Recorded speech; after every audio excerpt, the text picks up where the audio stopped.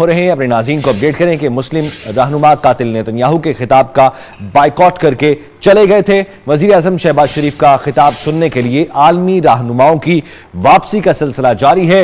अपनी अपनी नशिस्तों पर बैठ रहे हैं और मुस्लिम रहनुमा इजलास को छोड़कर चले गए थे क्योंकि कातिल नेतन्याहू का खिताब शुरू हुआ था और यही पहले प्लान किया गया था कि जैसे ही नेतन्याहू का खिताब शुरू होगा तो तमाम मुस्लिम रहनुमा इजलास का बाइकआउट करके चले जाएंगे और वजीर आजम शहबाज शरीफ के खिताब के वक्त वो वापस आ जाएंगे।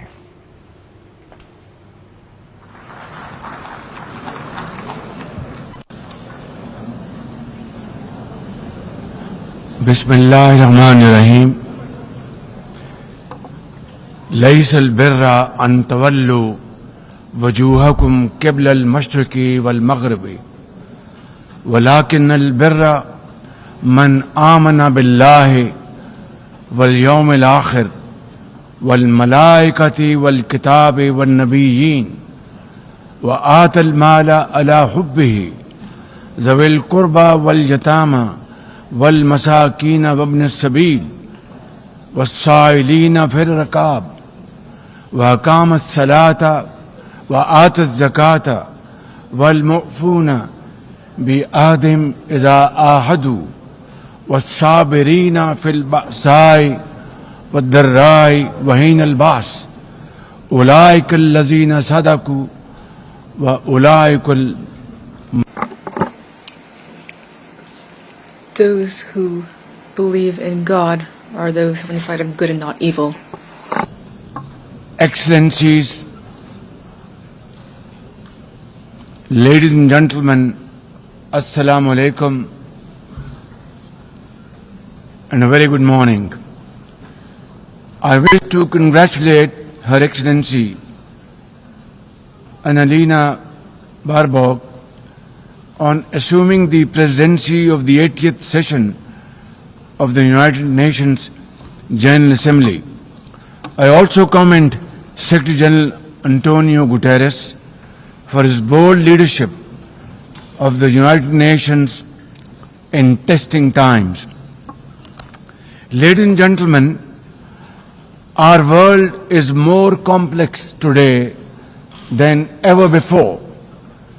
Conflicts are intensifying, international law is being brazenly violated, humanitarian crises are multiplying, terrorism remains a potent threat, disinformation and fake news undermine trust, climate change threatens our very survival and more so countries like Pakistan. Today, multilateralism is no more an option, it is need of the hour. Excellencies, Pakistan's foreign policy guided by the vision of Quaid-e-Azam Muhammad Ali Jinnah is based on peace, mutual respect and cooperation. We believe in the peaceful settlement of disputes through dialogue and diplomacy. Last year, from this very podium, I had warned that Pakistan would act most decisively against any external aggression. Those words of mine proved true. I hope it didn't. But then that is destiny. When in May this year, my country confronted unprovoked aggression from our eastern front, the enemy came shrouded in arrogance. We sent them back in humiliation, delivering our bloody nose. Excellencies, India sought to extract political gains from a human tragedy by spurning my sincere offer of an independent international investigation into the Pahalgam incident. Instead, It attacked our cities and targeted our innocent civilians. When our territorial integrity and national security were violated, our response was in accordance with the right of self-defense under Article 51 of United Nations Charter. Our valiant armed forces, under the stellar leadership of Field Marshal Sayyid Munir, mounted an operation of stunning professionalism, bravery and acumen, repulsing the enemy's attack under Air Chief Marshal Zahir Babar Sidhu. Our falcons took flight and etched their answer across the skies, resulting in 7 of the Indian jets turned to scrap and dust. A decisive response.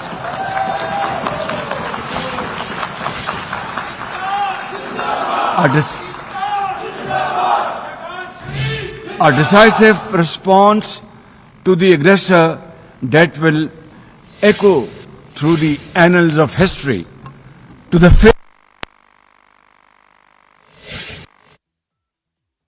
decisive response to the aggressor that will echo through the annals of history. To the fearless architects of this victory, to every officer and soldier, heirs of our martyrs, their names are forever engraved in glory. To the mothers of our martyrs, their courage guides our path forward, and their sacrifice shall never be in vain, inshallah, God willing. And to every Pakistani, you stood as one unbreakable wall, a bunyanum marsus. Excellencies, though in a position of strength, Pakistan agreed to a ceasefire facilitated by President Donald Trump's bold and visionary leadership. We express our deep appreciation to him and his team for their active role in bringing about the ceasefire. President Trump's efforts for peace helped avert a more threatening war in South Asia.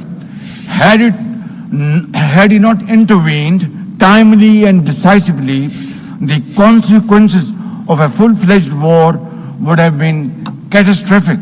Who would have lived to tell what happened? And therefore, in recognition of President Trump's wonderful and outstanding contribution to promote peace in our part of the world, Pakistan nominated him for Nobel Peace Prize. And I think this is the least we could do for his love for peace. And I think truly he's a man of peace. Ladies and gentlemen, we're also grateful to our friends and partners, including China, Turkey, Saudi Arabia, Qatar, Azerbaijan, Iran, UAE, and of course, UN Secretary General for extending their diplomatic support to Pakistan at this crucial time. Excellencies, we have won the war, and now we seek to win peace in our part of the world.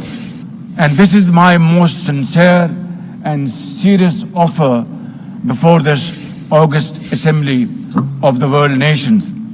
Pakistan stands ready for a composite, comprehensive and result-oriented dialogue with India on all outstanding issues.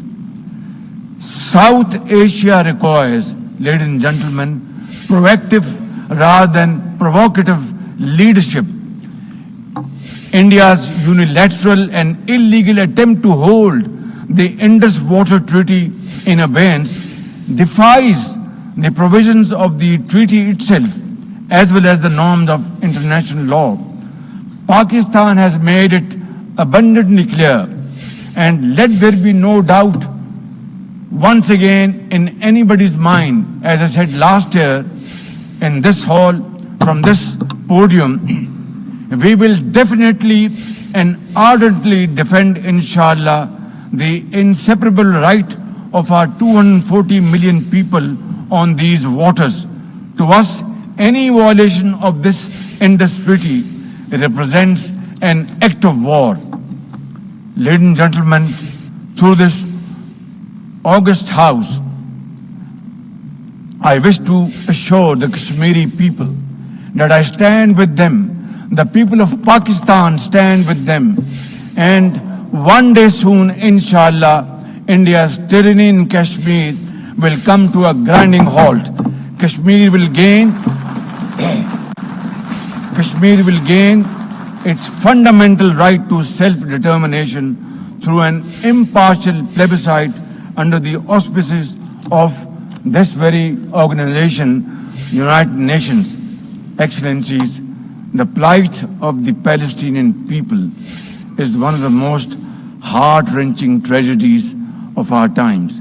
This prolonged injustice is a stain on the global conscience and our collective moral failure. For nearly 80 years, the Palestinians have courageously endured Israel's brutal occupation of their homeland in the West Bank.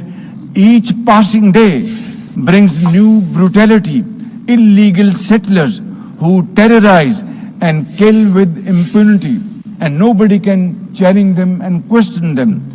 And in Gaza, Israel's genocidal onslaught has unleashed unspeakable terror upon women and children in a manner we have not witnessed in annals of history. In blind pursuit of its nefarious goals, the Israeli leadership has unleashed a shameful campaign against the innocent Palestinians, which history will always remember as one of its darkest chapters. But speak we must, Madam President, we must speak, and speak loud and clear.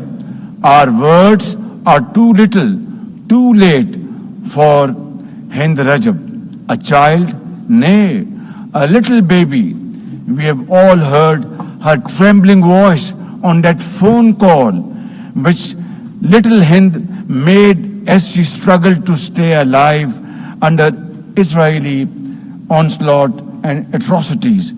Can you imagine that little girl, Hind Rajab, as if she was our daughter? Can you imagine not having the compassion to spare her life? My agony and the agony of the entire Muslim Ummah, indeed, I think, the agony of all the nations on the planet is that we failed Hind Rajab, and she will not forgive us in this world and the world hereafter. As they say, ladies and gentlemen, the smallest coffins are the heaviest to carry. I, for one, would know, for I too carried the tiny coffin of a 7-year-old Irtiza Abbas during the recent confrontation with India. He was only 6 years old. Therefore, we cannot and we must not fail these children of Gaza or any child anywhere in the world.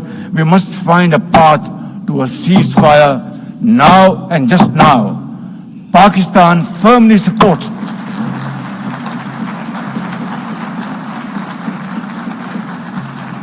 Ladies and gentlemen, Pakistan firmly supports the demand of the Palestinian people for the establishment of a sovereign Palestinian state with pre-1967 borders and Al-Quds Sharif as its capital. Palestine can no longer remain under Israeli shackles. It must be liberated and liberated with full commitment and with full force.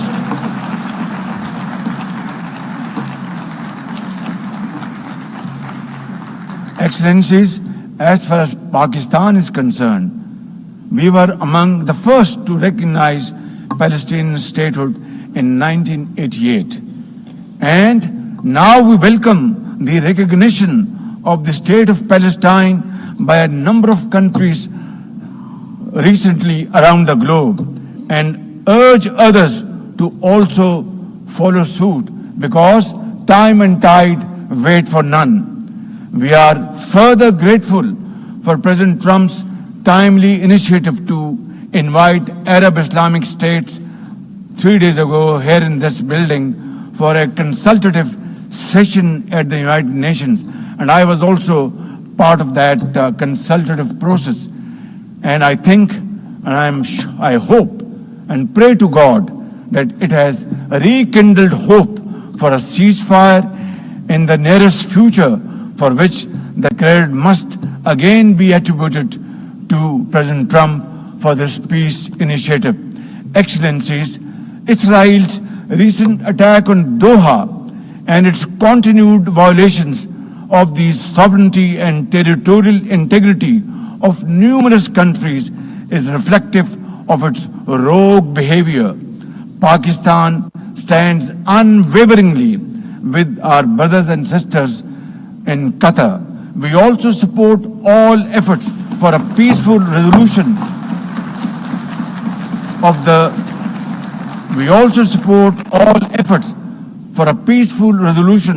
of the Ukraine conflict in line with the UN Charter to end human sufferings and global turmoil caused by this protracted war.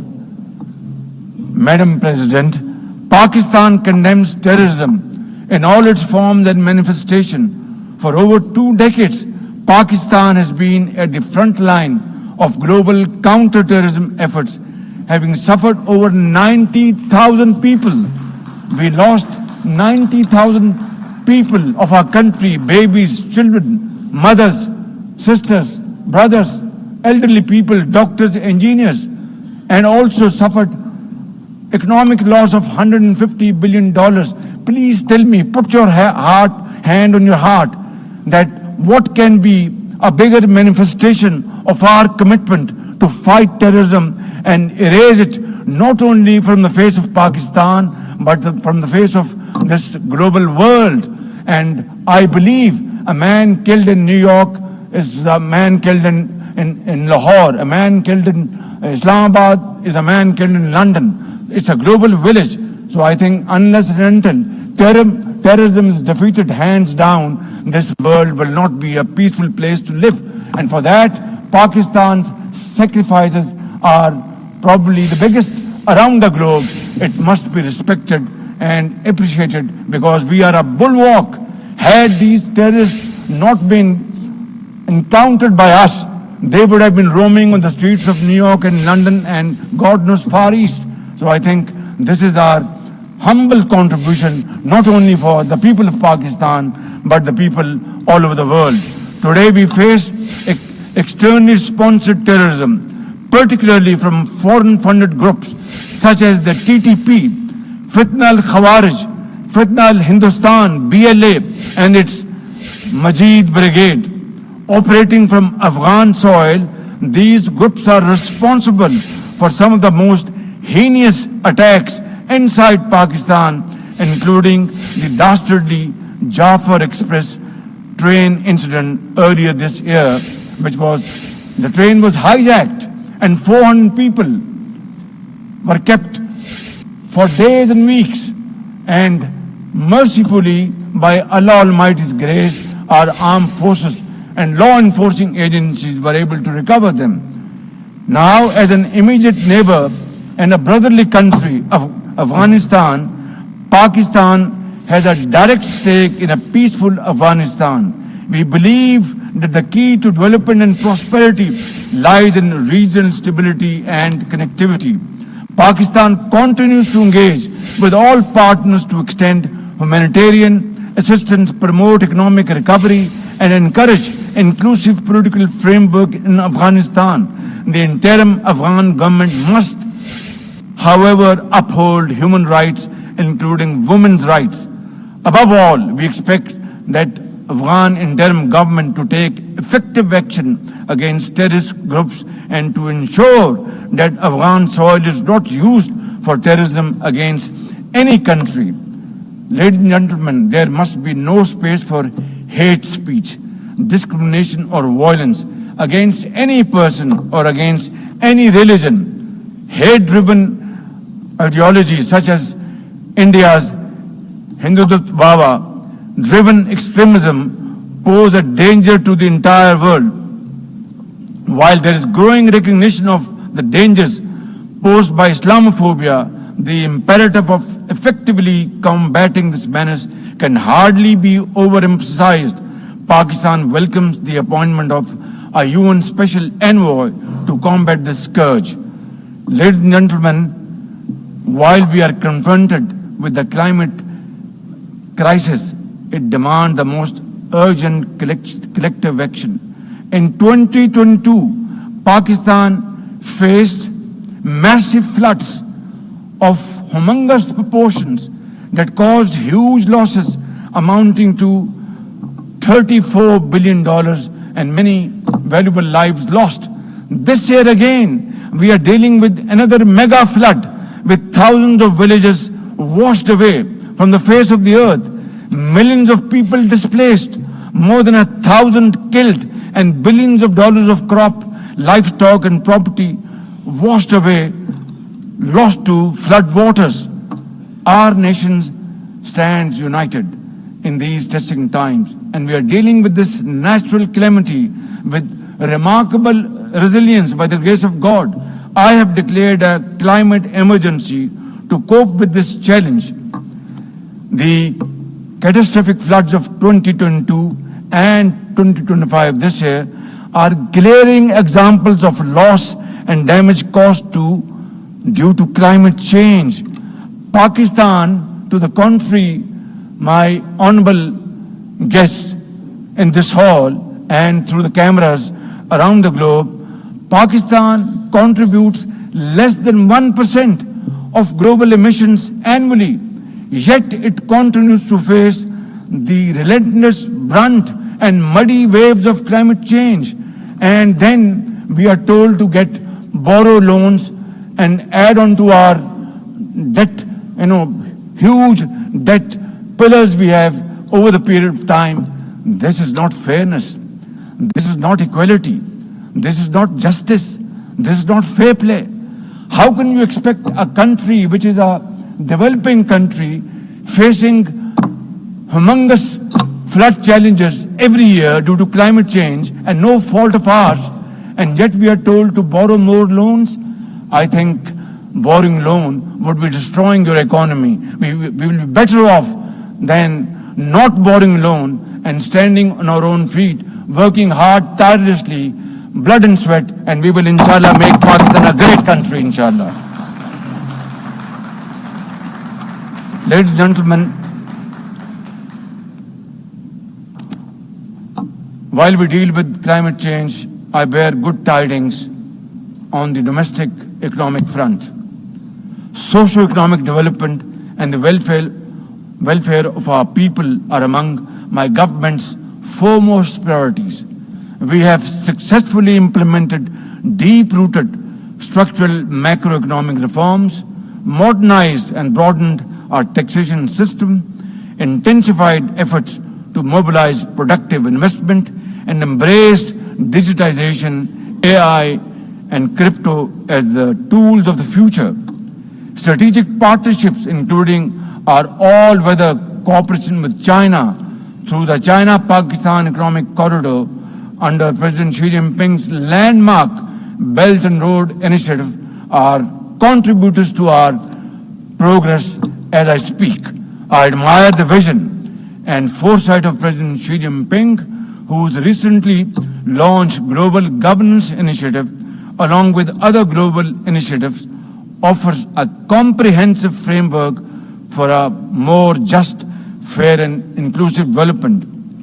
Excellencies, as a non-permanent member of the UN Security Council, Pakistan is playing its constructive role in conflict prevention. The unanimous adoption of Resolution 2788 under our presidency of the Council has renewed our collective commitment to multilateralism, respect for the UN Charter, and effective implementation of UN Security Council resolutions.